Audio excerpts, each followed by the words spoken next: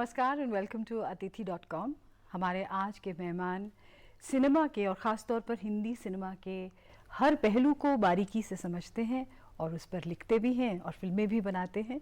हमें बेहद खुशी है कि आज हमारे मेहमान हैं डॉक्टर राजीव श्रीवास्तव। नमस्कार जी, वेलकम टू द शो। नमस्कार। आपका इंटरेस्ट सिनेमा में और ख़ास तौर पे सिनेमा के संगीत से ज़्यादा रहा है। जी। और उसकी आपकी किताब भी है सात सुरों का मेला, तो शुरुआत उसी से करते हैं। बिल्कुल। ये जो पुस्तक है सात सुरों का मेला जी, तो ये वास्तव में फिल्म संगीत का एक इतिहास है।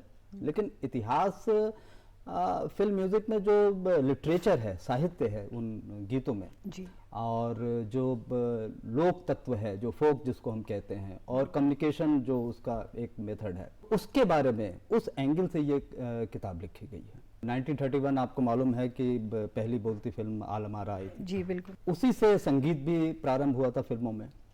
तो हमने 1931 से लेकर ये 2020 जो अभी बीता है, तो ये पूरे 9 दशक होते हैं, 90 साल। बिल्कुल। तो 90 साल का पूरा जो इतिहास है, साहित्य, लोक तत्व और संप्रेषण, जो संचार हम कहते हैं, कम्युनिकेशन, उसके लिहाज से दशकवार हमने इस पुस्तक में सात सुरों का मेला में ये पूरी गाथा लोगों के लिए पेश की। और ये पहली दफे है हिंदुस्तान में। बड़ा लोगों को आश्चर्य होता है कि भाई अभी तक फिल्म संगीत का कोई इतिहास इस तरह का गीतों का वो नहीं हुआ आया है। बिल्कुल। हजरत जयपुरी साहब ने तो आपको इसके लिए एक अरे गजल दे दी। जी वो मेरे लिए भी बड़ा एक नायाब तोहफा था। दरअसल हुआ ये था कि मेरा ख्याल है कि 95 में मैं उनको इंटरव्यू जब उनके घर पे कर रहा था मुंबई में, तो जब उन्होंने नाम सुना कि सात सुरों का मेला ये पुस्तक का नाम है, तो बड़े प्रसन्न हुए, खुश हुए। तो फिर उन्होंने कहा कि राजीव साहब आप कल क्या कर रहे हैं? तो मैंने कहा जी एक दो लोगों को इंटरव्यू करना। तो बोले कि क्या आप मेरे से मिलते हुए इधर से जा सकते हैं? मैंने कहा हाँ क्यों नहीं। तो बोले कि ठीक है आप आइए 12-1 बजे तक हम लोग कल मिलते हैं। मैंने कहा ठीक है। तो मैं गया तो मेरे तो सरप्राइज बिल्कुल, वो पूरा उन्होंने उर्दू में लिखा था, पूरा ये मेरे सामने रखे कि भाई ये आपके लिए गिफ्ट है इस पुस्तक के लिए। तो मैंने देखा तो मैंने कहा जी वो ये है क्या? उर्दू में था। तो बोले कि भाई ये पूरी पोइट्री है, कविता है, और ख़ासतर आपके इस बुक के लिए। तो फिर मैंने कहा आप सुना दीजिए। तो उन्होंने सुनाया, फिर मैंने रिकॉर्ड भी कर लिया। तो वो बिल्कुल सात सुरों का मेला है ये, सात सुरों का मेला, मेला है अलबेला, देखो मेला है अलबेला। वो पूरा करीब मेरे ख्याल से 11 या 12 अंतरे का ये पूरा उन्होंने गीत लिखा था। अब वो गीत उनके निधन के लगभग 20 साल बाद, अब 20 साल उनके निधन को हो गए, तो ये पहली दफ़े इस पुस्तक के माध्यम से ये लोगों के सामने आई है। इस तरह की पुस्तक है जो भी फिल्मी संगीत प्रेमी है या वैसे भी संगीत प्रेमी है, because this is a historical record of the kind of music we have. Very correct. इसको लिखने में आपके क्या क्या एक्सपीरियंसेस रहे? इसको लिखने में अगर मैं कहूँ 91 ऑनवर्ड से मैं इस पे रिसर्च कर रहा हूँ और इसके बारे में लोगों से मिल रहा हूँ, इंटरव्यू कर रहा हूँ। और तमाम लोग हैं, मतलब आप देखिए वो राज कपूर साहब के गुरु जो हुआ करते थे पंडित केदार शर्मा, जी, उनको मैंने इंटरव्यू किया। फिर उसी सिलसिले में हसरत जयपुरी, फिर बाकी जितने भी इंदिवर हैं, कल्याण जी आनंद जी है, अमिताभ बच्चन हैं। अमिताभ बच्चन का भी म्यूजिक से है ही, वो सबको मालूम है। तो वो सहगल साहब एक थे जो हीरो और सिंगर के हिसाब से जाने जाते थे। उस कड़ी में अमिताभ बच्चन को जो मैंने इसमें बुक में पिरोया कि साहब वो देखिए वो परिपाटी यहाँ पे आगे अभी भी चल रही है। जी, अब तो और भी फिल्म स्टार्स हैं जो जी वो गाते हैं, म्यूजिक से जुड़े हुए हैं, जुड़े हुए। लता जी से बात करना, फिर मुझे तो मैं तो अभी नाम भी कुछ याद आते हैं, कुछ भगवान दादा जो तस्वीर इसमें, देव साहब जी, देवानंद साहब को भी मिलके उनसे, शम्मी कपूर साहब से, ये बड़ा एक अनोखा मेरे लिए एक अनुभव रहा। और ये अच्छी बात है कि हमने जो शमशाद बेगम, जिन पे आपने जी उन पे फिल्म भी मैंने बनाई, उनसे बातें करके, तो बहुत सी चीजें हैं जो हमने डायरेक्ट जो लोग हैं उनसे हमने हासिल की। इतना लंबा सफर है तो हम देखते हैं कि जो शुरुआती संगीतकार थे जी, और जो एक्टर्स हैं हम देखते हैं वो खुद भी एक तो संगीत से जुड़े हुए थे। शुरू में तो गाते ही खुद थे, जैसे अनिल विश्वास जी भी हैं, अशोक कुमार जी, अनिल विश्वास जी को मैं मिलके उनको काफी इंटरव्यू किया। वो तो खैर चलो दिल्ली में सेटल हो गए थे जी, तो यहाँ तो काफी उनके पास बैठना हुआ। तो इस तरह के लोग हैं, कल्याण जी आनंद जी हैं, फिर म्यूजिक डायरेक्टर रवि हैं, सोनी कोमी, ये सब जो लोग हैं, हिंदीवर हैं साहब, तो नौशाद साहब, मजरू सुल्तानपुरी, तो ये महेंद्र कपूर साहब, तो ये जितने लोगों से मिला, बहुत से लोग हैं जो और कई ऐसी ऐसी जो अंदरूनी बातें होती है ना, जो आमतौर पे लोगों के पास नहीं होती है, तो वो मिलने से ये हुआ कि मेरे को जब मैंने ये गाथा लिखी तो काफ़ी इनपुट्स मेरे को कहाँ कैसे क्या है और अंडर करंट क्या होता है फिल्म म्यूजिक में, वो भी जानने समझने को मिला। कई चीज़ें होती हैं जो हम लोग ये मान के चलते हैं कि एक परसेप्शन बन गया है कि फलाना जो सिंगर है वही अल्टीमेट है, लेकिन ऐसा है नहीं। बिल्कुल। और जिसको हम दिग्गज समझते हैं, हाँ, वो भी किसी से उनको भी लगता है कि भय लगता है कि साहब नहीं, इसके साथ तो नहीं गाना। ये सब भी चीज़ें इन्फॉर्मेशन है इसमें। तो ये बातें हैं अपनी जगह पे। और कैसे नौशाद साहब म्यूज़िक कंडक्ट करते थे, या शमशाद बेगम के ज़माने में वो एक पाकिज़ा में जो गाना है, इन्हीं लोगों ने ले ली ना दुपट्टा मेरा, ये शमशाद बेगम ने गाया था, 1945 की एक फिल्म थी उसमें, और वो एज इट इज रिपीट है, लिरिक्स भी वही और जो उसका जो ट्यून है वो भी वही है, खाली ऑर्केस्ट्रा का फर्क है। जी, काफ़ी इंटरेस्टिंग इस तरह के जो किस्से हैं जी, हमारी इंडस्ट्री के, वो जी इसमें है। और किस तरह से संगीत बदला है और संगीतकार भी बदले हैं। जो पहले गीतकार होते थे वो एक लिटरेरी बैकड्रॉप से आते थे, हजरत साहब का हमने नाम लिया, जो बाकी भी साहिर साहब, जो जितने भी लिरिसिस्ट्स थे वो इस तरह से थे। लेकिन with time things have changed, तो आप उसको आपने हाँ उसको भी हमने इसमें वो किया है। जैसे पहले जो 40s और 50s तक में जो हमारे फोक होते थे, हिंदुस्तान का जो फोक है, तो म्यूजिक में भी फोक की झलक होती थी और जो लिरिक्स होते हैं उसमें भी होते थे जी। और शुरुआत में जब आप 30s ऑनवर्ड्स में जाइएगा तो अधिकतर गाने जो हैं वो पौराणिक ग्रंथों से रिलेटेड होते थे, रामायण महाभारत भक्ति संगीत उस तरह के उससे लिया है। फिर ऐतिहासिक जो हमारी फिल्में भी बनती थी उस तरह के पात्र होते थे, वो गीत भी होते थे। और सामाजिक जब ये हुआ तो जैसे राज कपूर साहब ने, या एक फिल्म आई थी रतन जी, तो उसमें दीनानाथ मधोक के गाने थे, तो वो सामाजिक फिल्म थी। और उस समय का जो वो उस तरह का विवाह, बेमेल विवाह जो होता था, वो प्रसंग उसमें था। तो वो धीरे धीरे करते फिर राज कपूर की बरसात आई, फिर एक ट्रेंड चेंज हुआ। बरसात से तो म्यूजिक का बिल्कुल ट्रेंड चेंज हो गया। शंकर जयकिशन आके उन्होंने बिल्कुल एक करिश्मा कर दिया और लोगों को पहली बार समझ में आया कि साहब ये भी एक म्यूजिक का कितना उसमें ताजगी आ सकती है। वो पहली बार बरसात से लोगों को पता लगा। और फिर उसके बाद तो फिर एस.डी. बर्मन साहब, रोशन साहब, ये पूरा जो एक पूरा जत्था, उसके पहले अनिल विश्वास साहब तो खैर माइलस्टोन थे ही। फिर जैसे ओपी नैयर साहब पंजाब का जो वो फोक लेके आए, बेसिकली वो फोक था पंजाब का, वो लेके आए, तो वो एक बिल्कुल नयापन था। और फिल्म म्यूजिक मैं समझता हूँ कि एक ऐसा सिनेमा, एक ऐसा धरातल है जिसके कारण जो हिंदुस्तान के तमाम जो आंचलिक और प्रादेशिक जो रीजनल जो इस तरह के फोक होते थे, वो सब भारतवासियों को, सबको, इवन इंटरनेशनल लेवल पे लोगों को जानने को मौका मिला। तो ये सारी चीजें। और फिर आवारा जब आई, ओ हो, पहली बार हिंदुस्तान का जो फिल्म म्यूजिक है वो इंटरनेशनल उसमें गया, रशिया, खास तौर पे रशिया में आज तक गाए जाते हैं, आज तक गाए जा रहे हैं। आवारा हूँ और वो श्री 420 का मेरा जूता है जापानी, ये दो गाने तो बिल्कुल इमॉर्टल, आज भी सदा बिल्कुल। और वैसे भी जो अप्रोच होती थी हर फिल्म मेकर की, क्योंकि टीम्स बन जाती थी, तो जो संगीतकार है वो डायरेक्टर को अच्छी तरह समझता था कि उसकी क्या पसंद नापसंद है, वो उसके स्टोरी टेलिंग में संगीत किस तरह से वीव होता है। अब आप देख लीजिए जैसे गुरुदत्त साहब की फिल्में हैं, उसमें कोई आलाप नहीं है, सीधा जैसे बातों में शुरू हो गए जी। तो एक मिनट तो डायलॉग है, उस डायलॉग में ही उससे गाना निकल आता था। उसमें कोई एक लंबा इंट्रोडक्टरी म्यूजिक नहीं होता था। तो इस तरह की भी बातें आपको बताई। हाँ, ये अच्छा, कई चीजें तो हमको खुद एनालिसिस करके उसको जज करना पड़ता है, क्योंकि देखिए आप जब कोई स्टडी कर रहे हैं तो उसमें से क्या फाइनल फाइंडिंग्स आ रही हैं, तो वो तो जब एक ऑथर के रूप में या जब भी आप हिस्टोरियन है तो उसके तरीके से वो आपको तो एक करना पड़ता है, तो वो तो हो जाता है। क्योंकि कई बार जब हम म्यूजिक डायरेक्टर से जब ये बताते थे तो उनको लगता था अरे ऐसा तो हमने सोचा नहीं था कि इस एंगल से भी ऐसा भी हो सकता है। तो वो हम जब बताते हैं तो ये तो एक उनको भी लगता है कि हाँ ये एक पहलू है। किताब लिखते वक्त आपको किससे मिलकर ऐसे लगा कि you know this has been a big achievement, या कौन से आपको लगे आर्टिस्ट जो बहुत मुश्किल थे जिनसे बात करना? देखिए मुश्किल वाली बात तो नहीं लगी, क्योंकि हम लोग जब बात करते हैं तो एक उस खास समय में हम जर्नलिस्ट भी हो जाते हैं तो लेकिन हमने एक साहब मजरूर सुल्तानपुरी साहब थे, उनका मेरे को बड़ा अच्छा इसलिए लगा कि आमतौर पे ये धारणा है कि हर आदमी का एक अपना कैंप है।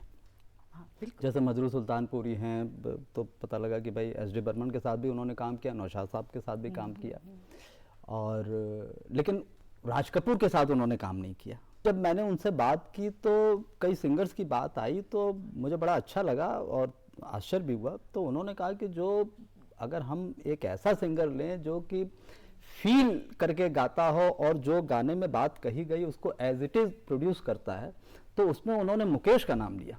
आमतौर पे वो मोहम्मद रफ़ी के साथ या किशोर कुमार के साथ ये पूरी एक टीम थी, एस डी बर्मन, नौशाद और दूसरे लोग थे। तो मुझे बड़ा आश्चर्य हुआ। अच्छा, उन्होंने एक बात उसमें और कही उस इंटरव्यू, वो रिकॉर्डेड इंटरव्यू है मेरे पास, तो उसमें ने कहा कि मुकेश का नाम पहला आएगा जो फीलिंग के हिसाब से और सुर के हिसाब से, और उसके बाद लता का नाम आएगा। बोले कि पहले मुकेश आएंगे फिर लता आएंगी।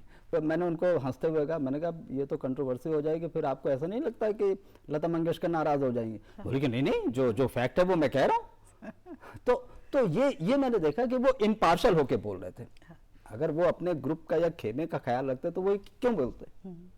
तो ये कई लोग ऐसे मिले जो बिल्कुल स्पष्ट, जैसे अब कल्याण जी भाई को मैंने बात की तो उन्होंने बिल्कुल नए सिंगर्स को उन्होंने जितना अवसर दिया था, तो ये था कि भाई उस समय के एस्टेब्लिश सिंगर नाराज हो जाते थे कि भाई आप तो उन्हीं से गवा रहे नए लोगों से, तो लेकिन फिर भी उन्होंने किया। जी, कुछ आर्टिस्ट से आप मिले जब, जैसे आपने शमशाद बेगम पर फिल्म बना दी? नेशनल फिल्म आर्काइव वाले उन पे एक वो डॉक्यूमेंट्री बनाना चाहते थे, तो उन्होंने उस समय जो उसके डायरेक्टर थे वो अब तो नहीं रहे, तो उन्होंने अप्रोच किया था इनको, शमशाद जी को, तो उन्होंने मना कर दिया था कि नहीं, वो शुरू से मीडिया शाही तो थी।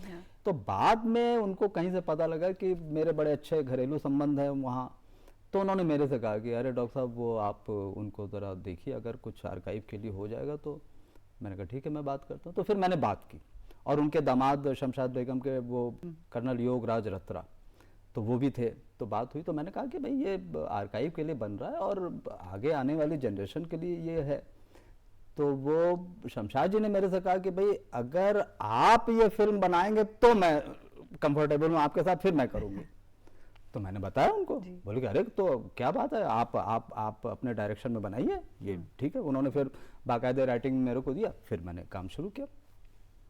और सबसे थोड़ा सा दुखद भी पहलू है कि जब फाइनल फिल्म हमने बना ली तो घर पे उनको हमने पूरी फिल्म दिखाई, वो इतनी खुश थी, 94 इयर्स की उम्र थी उनकी, और जैसे बच्चों के चेहरे पे आप निश्चल वो एक खुशी का भाव देखते हैं ना, वैसा था। हाँ। उसके बाद ये नवंबर में ये गोवा फिल्म फेस्टिवल होने वाला था, तो मैंने उनको कहा था कि फिर वहाँ पे इसको रिलीज करेंगे, तो वो तैयार हो गई उस एज में कि ठीक है मैं आऊँगी। अच्छा। और ये अप्रैल में हमारी बात हो रही है, अप्रैल में हम उनको दिखा रहे हैं, और उसी के कुछ दिन बाद खबर आई कि वो नहीं रही, जबकि वो बीमार नहीं थी, कुछ नहीं था, बड़ी खुश थी, 94 इयर्स की, और मेमोरी भी उनकी बड़ी शार्प थी। तो फिर वो नहीं रही, तो ये एक सेटबैक रहा कि मतलब फिल्म रिलीज, हालांकि वो देख चुकी थी और बड़ा अच्छा लगा तो उन्हें। हाँ, ये दुख तो होता है जब इस तरह के लोग, ये जेम्स हैं हमारी इंडस्ट्री के, चले जाते हैं। लेकिन it's wonderful that you have managed to capture so many of these experiences for posterity, क्योंकि इस तरह की किताबें जो हैं वो तो हमेशा रहती हैं, जो भी फिल्म में इंटरेस्ट लेता है वो इस किताब को देख सकता है। कुछ लोग हैं जो आपसे मुतासिर होकर आपके बारे में बातचीत करना चाहते हैं, तो देखते हैं कौन क्या कह रहा है। जी जी जी। एक आवारा पंछी जो हर समय उड़ान भरता है, पर सबसे अधिक प्रेम धरती से करता है। किसी कलम सा वो कोरे पन्नों को जैसे मोतियों से पिरो देता है। एक जिज्ञासु सागर के जैसा जो बस ज्ञान को टटोलता रहता है। हंसी के झूले पर झूलते हुए साहित्य सिनेमा की बड़ी सी बड़ी बात आसानी से कहने वाला एक अनंत आसमान सा राजीव, मानो जैसे बादल से रोज़ गले लगाता है। राजीव जी से मेरी मुलाकात एक कवि सम्मेलन में हुई थी और तब से लेकर आज तक हम दोनों का रिश्ता एक गुरु शिष्य के जैसा भी है और एक दोस्त के समान भी है। तो जब भी हम लोग मिलते हैं हम साहित्य की बात करते हैं, संगीत की बात करते हैं, और जब भी उनके साथ बात होती है सबसे बड़ी बात ये है कि वो जब गीतों की बात करते हैं तो कभी कवियों को, लेखकों को नहीं भूलते, जो अक्सर लोग भूल जाते हैं। सर, आपकी नई किताब के लिए बहुत बहुत शुभकामनाएं मेरी तरफ से। धन्यवाद। फिल्मों की हमने बात की और ये किस तरह से लोग इम्प्रेस होते हैं, and it is very important to keep records of what's happening in the world of art, क्योंकि एवरीथिंग इज सो इवेनिसेंट, वो कभी भी गायब हो जाए पता नहीं चलता है, तो उनको सहेज के रखना बहुत ज़रूरी है। उसी तरीके से शायद गंगा को सहेज के रखना भी ज़रूरी है, और ये काम भी आपने किया, एक तरफ सिनेमा और एक तरफ माँ गंगा। 98 या 9 के आसपास में एक वर्ल्ड कॉन्फ्रेंस हुई थी गंगा के ऊपर ऋषिकेश में, तो उसमें तमाम लोग आए हुए थे, तो मुझे भी उसमें इनवाइट किया गया था, तो मैं गया था। तो उसमें ये हुआ कि साहब गंगा में जो प्रदूषण हो रहा है तो इसके लिए हम क्या कर सकते हैं, कैसे कर सकते हैं। तो उसी में एक सजेशन ये आया कि साहब लोगों को अवेयरनेस के लिए हमको कुछ करना चाहिए। तो एक ही आया कि साहब कुछ फिल्में वगैरह बननी चाहिए, डॉक्यूमेंट्रीज वगैरह ये वो। तो फिर मेरे से पूछा गया, तो मैंने कहा हाँ बिल्कुल ये तो काम होना चाहिए। तो एक साहब बोले कि साहब इस तरह के सब्जेक्ट पे तो इतनी बोरिंग फिल्म होती है कि वो तो लोग देखेंगे क्या, जब देखेंगे नहीं तो फिर वो अवेयरनेस कहाँ से आएगी।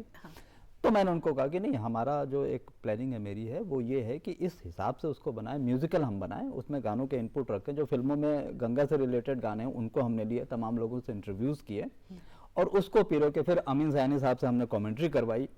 जल है तो जीवन है, हमारे बड़े बुजुर्ग भी तो कह गए हैं ना कि बिन पानी सब सून। पानी ही तो शुरू से अब तक सारे संसार का आधार रहा है। तो वो सब मिला के एक इंटरेस्टिंग हो गया कि भाई, तो फिर वो लोगों को पसंद आया। फिर हमने इनको पीएमओ में भी भेजा ये, तो वहाँ पे भी उनको बड़ा पसंद आया और संजोग से हमने 2013 में ये कंप्लीट की थी हैं। और 2014 में जो नई इनकी गाइडलाइंस आ गई थी गंगा क्लीन गंगा के नाम पे, तो हमारी फिल्म में वो सारी की सारी चीज़ें पहले आ गई थी और वो बाद में वही सारी चीज़ें इसमें हुई। तो वो अच्छा लगा कि हम लोगों ने जो काम किया वही फिर बाद में इम्प्लीमेंट भी हुआ। इस तरह का जो इंटरेस्ट आपका संगीत में रहा है, एक सवाल तो मन में आता है कि कहाँ से शुरू हुआ? शुरू ये हुआ कि भाई अपने स्कूल के समय में हर किसी के साथ होता, भाई लिखने पढ़ने का तो मेरा था ही, लिखता ही मैं था। तो मैंने जो पहला प्रोग्राम देखा था जहाँ पे मैं रहता था, वो स्थान यूपी में बनारस के पास में रेणुकूट नगर है, वहाँ पे ही मेरी पढ़ाई हुई थी, वहीं पे मैं रहता था। तो वहाँ पे पहला प्रोग्राम हुआ था गायक मुकेश का। अच्छा। वो अपनी पूरी ऑर्केस्ट्रा के साथ वहाँ आए थे और तब हम लोगों के लिए बड़ा अजूबा होता था कि भाई किसी फिल्मी व्यक्तित्व से मिलने का वो मेरा पहला अवसर था। अच्छा। और हम लोग स्कूल में पढ़ा करते थे। वो प्रोग्राम करीब 3 घंटे 3.5 घंटे का प्रोग्राम था। ये 74 की बात मैं बता रहा हूँ। तब ये फिल्म कभी कभी रिलीज नहीं हुई थी, ना इसके गाने आए थे। अच्छा। ये 76 में फिल्म रिलीज हुई, लेकिन 74 में उन्होंने वो कहा कि साहब एक नज्म मैं आपको सुनाता हूँ, पहले पढ़ के सुनाता हूँ फिर गा के सुनाता हूँ। अच्छा। और जब ये फिल्म रिलीज होगी तो ये बहुत ही मकबूल होगा ये। तो वो सुनाया था उन्होंने, कभी कभी मेरे दिल में ख्याल आता है। तो तब तो हमें कुछ नहीं मालूम था, लेकिन जब 76 में ये गाना आया तब वो यार एकदम से रिकॉल हुआ कि अरे ये गाना तो उस समय हम लोगों ने 2 साल पहले सुना था। तो ये उनका वो था। और प्रेजेंटेशन तो खैर उनका ये होता ही था कि भाई बड़ा लाइव प्रेजेंटेशन और बिल्कुल फील के साथ गाते, तो वो इम्पैक्ट हुआ। तो उसके बाद फिर संगीत में और रुचि हुई, तो ये सिलसिला बनता गया। पहली किताब फिर मैंने उन्हीं पे लिखी। जी, पहली किताब तो उन्हीं पे, बायोग्राफी उन्हीं पे लिखी। फिर हमारे दूरदर्शन में ही मैं उनका भी नाम लेना चाहूँगा कि जब किताब हमने लिख ली तो हमारे मित्र शरद दत्त हैं, वो आज भी हैं, तो उन्होंने कहा कि यार राजीव ये किताब हो गई या फिल्म बननी चाहिए तो मैंने कहा ठीक है फिल्म बनाता है। तो वो इंस्पिरेशन शरद दत्त जी का था, जिन्होंने खुद सहगल पे बहुत सहगल पे बनाई। फिर बाद में उन्होंने मुकेश पे भी बनाई और काफ़ी गीता दत्त और वो तो पूरी एक सीरीज है, बल्कि दूरदर्शन में जो फिल्म संगीत से रिलेटेड जो भी पर्सनालिटीज है वो सब उन्होंने सीरीज की है पूरी। तो वो फिर किया, फिर उसके बाद तो सिलसिला चल ही निकला। तो शुरुआती मुकेश साहब से पहली मुलाकात से हुई? वो मुलाकात तो बड़ी ज़बरदस्त, वो मैंने देखा कि राज कपूर उनको कहा करते थे, बाद में हम लोगों को पता लगा कि दूध के धुले मुकेश, लेकिन जब हमने उसमें देखा तो वाकई जो वो उनका गोरापन था वो बिल्कुल एकदम अलग ही तरह का था। और वो जैसे लगता कोई तेज, कोई ओज है, कोई ऑरा है, वो उनके फेस पे पूरा लगता था। कुछ कुछ बाल यहाँ सफेद थे, बाकी काले बाल थे, इस तरह से करके, और बिल्कुल, और वो बाहर वाली अंडर शर्टिंग नहीं थी, बाहर से शर्ट करके फुल स्लीव का था और बिल्कुल सिंपल से, बिल्कुल सहज, बिल्कुल कहीं कुछ नहीं, वो सबसे बात भी कर रहे हैं, वो कर रहे हैं। बल्कि वो आखिर जब वो अंत प्रोग्राम कर रहे थे, स्टेज से उतर गए तो आगे वाले लोगों ने कहा कि एक गाना और, फिर वापस स्टेज पे चढ़ा है। फिर उन्होंने लास्ट वो गाना गाया था, मुझे याद है, जाने कहाँ गए वो दिन। अच्छा। तो इस तरह के सिंपल लोग, अब आज किसी को आप कह दीजिए कि स्टेज से उतरने के बाद कोई वापस ऊपर कहाँ कोई नहीं जाता। आपसे जिन लोगों की मुलाकात है वो आपके बारे में जरूर कुछ ना कुछ कहना चाहते हैं। अभी फिलहाल उनकी किताब मेरी नज़र से गुजरी, 7 सुरों का मेला। मैं उलट पुलट के देखा उस पुस्तक को। देखने के बाद मुझे लगा कि ये किताब आम किताबों में से नहीं है, ये बहुत ही ख़ास तरह की किताब है, जिसमें 1933 से लेके और 2020 तक का एक लंबा सफ़र जो है उन्होंने तय किया है। और इस सफ़र की कहानी नूरजहाँ से भी पहले शुरू होती है और लक्ष्मीकांत प्यारेलाल तक आती है, और उसके बाद के भी जो संगीतकार रहे हैं उस पर भी उन्होंने खूब नज़र डाली है। और मुझे लगता है कि इसमें श्याम सुंदर दास से लेके और खयाम और म्यूज़िक डायरेक्टर जितने बड़े बड़े हुए हैं, शंकर जयकिशन हुए हैं, खयाम साहब हुए हैं, या और बहुत सारे लोग हुए हैं, उन सब के ऊपर जो है बहुत विस्तार से उन्होंने लिखा है। और कहीं कहीं तो तुलनात्मक दृष्टि से ये पुस्तक बहुत महत्वपूर्ण लगती है। और मुझे लगता है कि मेरी नज़र में ये काम सम्मान के लायक है, इससे नई पीढ़ी को सीख लेनी चाहिए। राजीव जी, मैं आपको बहुत बहुत धन्यवाद ज्ञापित करता हूँ। ये आपका काम एक बड़ा कारनामा है और ये बड़े काबिल तारीफ़ है। इसके लिए मैं आपको जितना दिल से, हृदय से धन्यवाद दे सकता हूँ, दे रहा हूँ। इनको मेरी ये बुक जब मिली, 7 सुरों का मेला, तो मैं व्यक्तिगत रूप से इनको नहीं जानता था, ना ये मुझसे मिले थे, ना मैं इनसे मिला था। और बुक के बाद इन्होंने 1 हफ्ते पूरी बुक पढ़ी होगी, फिर 1 हफ्ते बाद इनका फ़ोन मेरे पास आया, मैं प्रोफेसर गोविंद प्रसाद बोल रहा हूँ, यहाँ JNU में हूँ, आप राजीव जी बोल रहे हैं? मैंने कहा हाँ जी। तब उन्होंने कहा कि साहब ये जो किताब आपने लिखी है, तो मैं तो हैरान हूँ कि फिल्म म्यूज़िक को लेके इस तरह से भी किताब लिखी जा सकती है। बोले कि ये पूरा लिटरेचर है, और मैं हिंदी का प्रोफेसर हूँ, तो मैं देख रहा हूँ कि बिल्कुल आपने लिटरेचर लिखा। आमतौर पे फिल्मी गीतों या सिनेमा पे लोग बड़े सतही तौर पे बात करते हैं, बिल्कुल, आप उसको लिटरेचर के या एकेडमिक पॉइंट ऑफ व्यू से सिनेमा के गीतों को नहीं लेते, लेकिन ये जो आपने एनालिसिस की है, ये तो वो मेरे लिए बड़ा कॉम्प्लीमेंट, बहुत बड़ा कॉम्प्लीमेंट। शायद ये इसीलिए है क्योंकि आपका भी एक कवि स्वभाव है। जी, you have been writing poetry. Correct. कौन सी कविता आपको याद है इस वक्त? एक कविता का मैं जिक्र करना चाहूँगा, आई एम नॉट इन लव, एक मेरी पोइट्री है। तो उसकी खास बात यह है कि US की एक पब्लिकेशन, काफ़ी पुरानी पब्लिकेशन वो हाउस है, तो उन्होंने अलग अलग कंट्रीज से इंग्लिश पोइट्री इनवाइट की थी। तो मुझे भी लोगों ने कहा कि साहब आप ऑन अराइवल, शायद ऑन अराइवल करके उनका वो पूरा आया था। Correct, very correct, yes.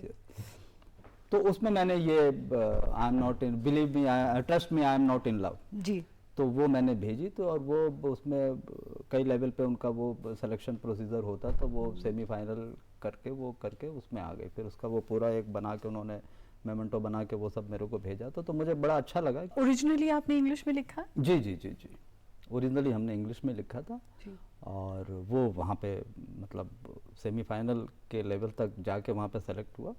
और फिर उसका वो उन्होंने एक मोमेंटो बना के वो अलग से मेरे को भेजा भी। तो हिंदुस्तान से मैं अकेला था, अच्छा, जो मेरी पोइट्री उसमें सेलेक्ट हुई थी, और बाकी अलग अलग कंट्री से करीब सब मिला के मेरे ख्याल से 250-300 पोइट्री थी उसमें, पूरे उसमें कलेक्शन में। तो ये एक अचीवमेंट ही मैं कहूँगा कि अच्छी बात बहुत है। बड़ी जी, अचीवमेंट जी, है, जी, बहुत जी, ही बड़ी जी, जी, अचीवमेंट। और वैसे तो खैर अखबारों में और सब जी जी वो लोग तो आर्टिकल आपके- वगैरह तो वो तो चल ही रहा है वो। पर प्रोजेक्ट वाइज आप नेक्स्ट किस प्रोजेक्ट पे work नेक्स्ट कर रहे अभी मैंने कंप्लीट किया है, ये कोरोना काल तो चल ही रहा है, अभी भी हम इससे पूरी तरह से मुक्त नहीं हुए हैं। जी। तो कोरोना का जब लॉकडाउन लगा था तो मार्च एंड में मेरे पास एक फ़ोन आया कि हम चाहते हैं कि आप कोरोना पे एक किताब लिखें। तो मैंने कहा साहब मैं लिटरेचर का आदमी हूँ, म्यूज़िक का आदमी हूँ, ये कोरोना तो मेरे लिए कोई इंटरेस्ट का सब्जेक्ट है नहीं, इस पे क्या करूँ। बोले कि नहीं साहब ऐसा लिखना है कि वो लिटरेरी पॉइंट ऑफ व्यू से हो और तो उसकी भाषा वैसी हो जैसा आप लिखते हैं। जी। तो मुझे लगा कि यार ये तो चैलेंजिंग जॉब है, ये तो करना चाहिए, चैलेंज एक्सेप्ट करना चाहिए। तो मैंने हाँ कर दी। तो वो कंप्लीट हो गई है और वो हमने पूरा वो पुरातन काल में जैसे कब प्रलय होते थे क्या, या जो महामारी होती थी वो सब, किसी ज़माने में प्लेग की महामारी हुई थी, फिर एक भूकंप आया था वो 1934 में या 32 में, उसका जिक्र करके वो सब कर करा के हमने उसको अभी प्रेजेंट कोरोना से हमने जोड़ा है। तो we look forward to reading that book when it comes. और प्रोग्राम में आए उसके लिए थैंक यू सो मच। हमें उम्मीद है हमारा ये प्रोग्राम आपको ज़रूर पसंद आया होगा। अगली बार तक के लिए नमस्कार।